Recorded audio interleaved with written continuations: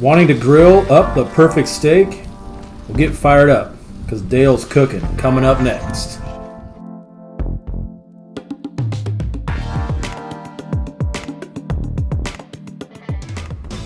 Welcome to another episode of Dale's Divine Barbecue. Today we're going to throw down some steak, more specifically some ribeye steak. First, look at the marbling on this steak. That's why this steak's one of the most flavorful cuts on the steak. So to get this thing ready to go to the heat, let's throw some olive oil on it, some paprika, some cayenne. Don't overdo it on the cayenne. Throw some salt and pepper on it. Another fun fact on the ribeye steak is it's also known as the Spencer steak. It's cut from around the rib on the cow. Another fun fact on the ribeye is the ribeye is traditionally used sliced up in cheesesteak, Philly cheesesteaks.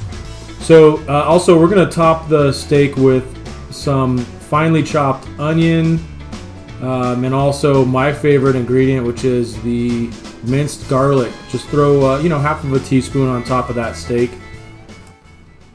and then it's ready for the grill.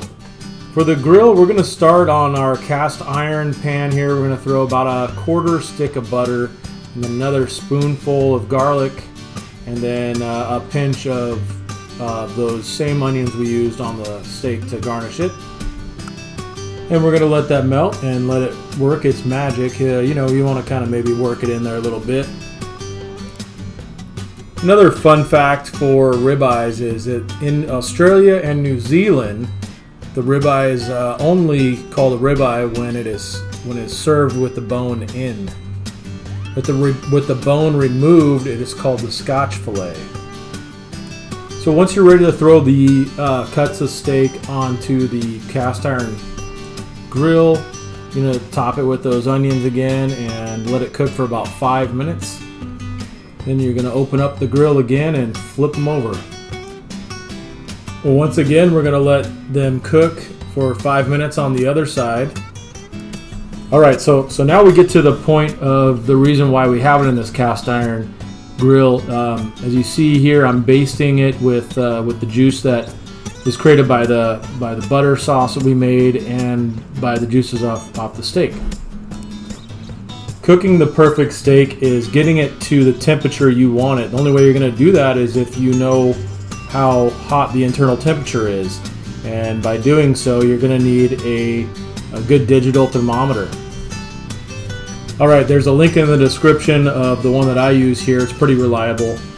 So once you have cooked on both sides for 5 minutes, you're going to pull the steak off and then we're going to sear it on the grill. Don't forget to use that juice, but be careful with it. We've cooked this steak to an internal temperature of 135. It's perfect for medium rare. Dale's Divine Barbecue. The grand finale here is getting all that juice onto the steak and then wrapping it and letting it sit for about 5 minutes, which is the most important part of getting this thing perfected. Alright, once it's sat for 5 minutes, you're ready to pull it out and cut it. And you're going to need a good steak knife. Mine is the Zwilling Gourmet, which is probably the best knives in the market. I'll put a link in the description for those if you're interested. And let's see how we do. I gotta say, the steak definitely feels correct. What we're gonna look for on this steak to be medium rare is that it should be warm through the middle, and most of the center should be pink with a hint of red. Both sides should be, or all sides should be well brown, and the top and the bottom should be caramelized with grill marks. We're going to trim the fat a little bit on this one and cut through the middle, and let's take a look.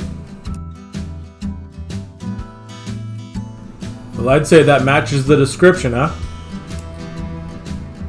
Slice this bad boy up and enjoy. Thanks for watching. Dale's Tale.